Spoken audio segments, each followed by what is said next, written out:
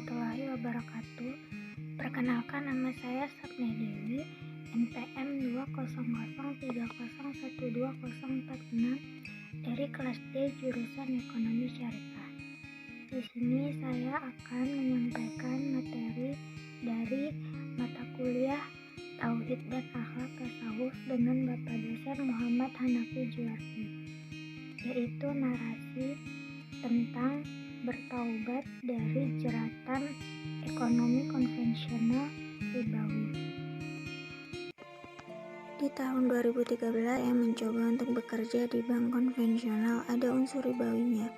Karena tergiur dengan gaji lumayan besar per bulannya, yaitu 10 juta, saya pun bekerja lumayan lama. Setelah mendapatkan uang banyak, saya pun mencoba untuk membangun suatu usaha dari hasil gaji saya tersebut.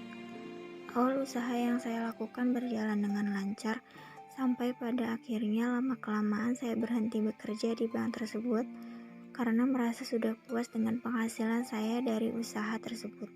Tidak lama setelah itu ada seorang yang menawarkan untuk bekerja sama dengan saya dan menjanjikan hasil yang lebih besar dari sebelumnya, dengan syarat sudah pasti mengumpulkan uang 50% dari saya dan 50% di dia.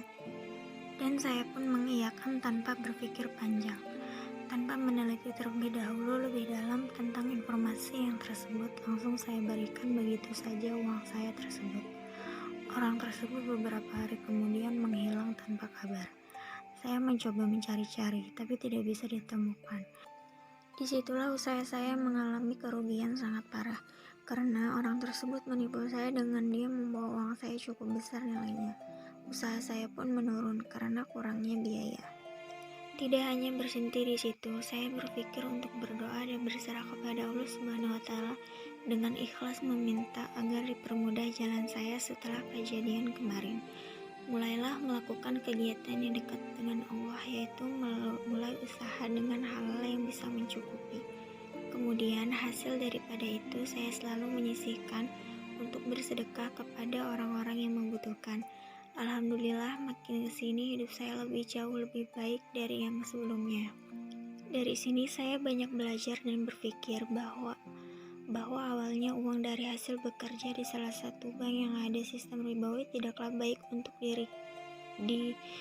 diri kita ke depannya. Inilah ayat dalam Al-Quran yang menyebutkan tentang riba.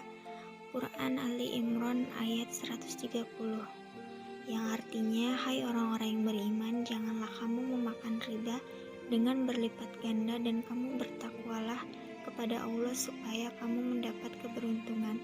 Peliharalah dirimu dari api neraka yang disediakan oleh orang-orang kafir. Adapun dalam hadis, Nabi Shallallahu Alaihi Wasallam juga memerintahkan agar seorang muslim menjauhi riba. Riba termasuk salah satu dari 7 dosa besar.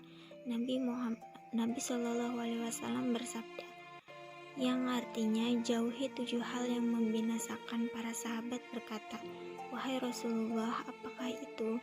Beliau bersabda, syirik kepada Allah, sihir, membunuh jiwa yang diharamkan Allah tanpa hak, memakan harta riba, memakan harta anak yatim, lari dari medan perang, dan membunuh wanita beriman yang lalai.